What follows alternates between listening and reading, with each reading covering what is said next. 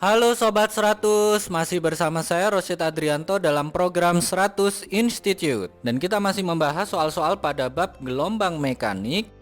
Berikut ini ada soal berkaitan dengan interferensi gelombang mekanik. Simak soalnya baik-baik ya. Jadi di sini kita langsung saja ke pertanyaannya. Pertanyaannya adalah, Sobat 100 sebutkan contoh peristiwa interferensi itu yang mana? Oke Sobat 100, sebelum saya jawab, di sini saya sebutkan dulu beberapa opsi yang ada di dalam soal ini ya. Kita cek satu persatu. Jadi yang pertama di situ ada kalimat bahwa bunyi dalam ruang tertutup dapat menimbulkan gaung. Ini Sobat 100 bisa amati ketika Sobat 100 mengunci diri di kamar mandi, kemudian berteriak. Di situ nanti Sobat 100 akan dengarkan gaung dari teriakan Sobat 100 tadi. Nah, peristiwa gaung ini itu adalah salah satu contoh peristiwa pemantulan gelombang ya. Sehingga yang kalimat ini salah ya Sobat 100, ini bukan interferensi.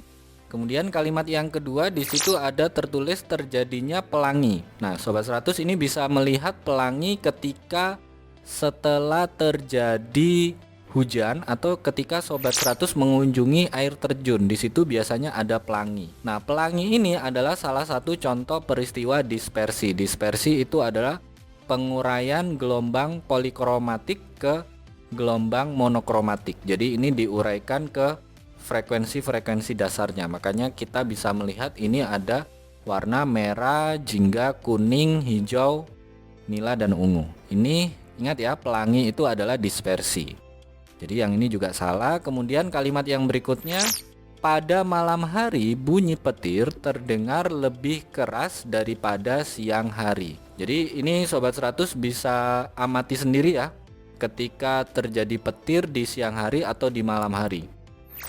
Ketika di siang hari, ini penggambaran gelombangnya adalah sebagai berikut. Jadi saat di siang hari, gelombang itu dibiaskan menjauhi garis normal.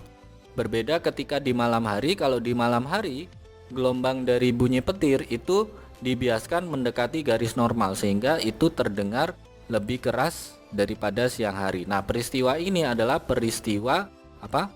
Pembiasan ya. Oke, jadi yang ketiga ini juga salah. Terus yang keempat, dapat mendengar suara mesin mobil di tikungan jalan walaupun kita belum melihat mobil tersebut karena terhalang oleh bangunan yang tinggi di pinggir tikungan. Nah, peristiwa ini itu terjadi karena apa? Ketika di sini ada mobil, gelombang bunyi itu merambat ya. Terus karena di sini ada penghalang, maka peristiwa yang terjadi itu adalah difraksi ya Sobat 100. Jadi keempat ini salah ya Sobat 100. Tadi gaung itu adalah pemantulan, pelangi itu adalah dispersi, terus bunyi petir di malam hari lebih keras itu pembiasan. Suara mesin mobil di tikungan jalan itu bisa kita dengar meskipun mobilnya belum ada. Itu adalah proses difraksi. Sehingga untuk yang interferensi yang mana? Jadi untuk peristiwa interferensi jawabannya adalah saat kita berada di antara dua buah loudspeaker dengan frekuensi dan amplitudo yang sama atau hampir sama, maka kita akan mendengar bunyi yang keras dan lemah secara bergantian. Ini ilustrasinya ya. Jadi di sini ada dua loudspeaker. Kalau kita gambarkan interferensi gelombangnya, maka ini akan terbentuk pola intensitas maksimum dan intensitas minimum. Intensitas maksimum ini yang ditandai titik merah, intensitas minimum ini yang ditandai titik biru. Nah, ini adalah contoh peristiwa interferensi. Bagaimana Sobat 100? Sampai di sini bisa dipahami ya.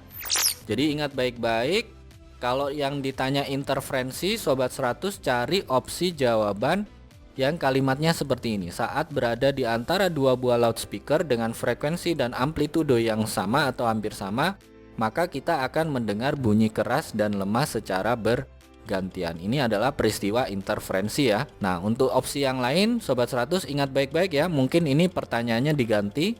Jadi kalau gaung itu adalah pemantulan, kalau pelangi itu adalah dispersi, kalau bunyi petir di malam hari lebih keras itu adalah pembiasan, kalau suara mesin mobil di tikungan jalan itu bisa kita dengar meskipun mobilnya belum terlihat, itu adalah proses difraksi. Begitu ya Sobat 100, sampai di sini bisa dipahami ya. Nah, kalau Sobat 100 sudah paham untuk video penjelasan ini, Sobat 100 bisa melihat atau mempelajari video penjelasan yang berikutnya. Lalu untuk pertanyaan atau soal-soal berkaitan dengan mata pelajaran matematika, fisika, kimia, Mandarin atau English, Sobat 100 bisa tanyakan soalnya di aplikasi tanya jawab soal. Oke Sobat 100, selamat belajar ya.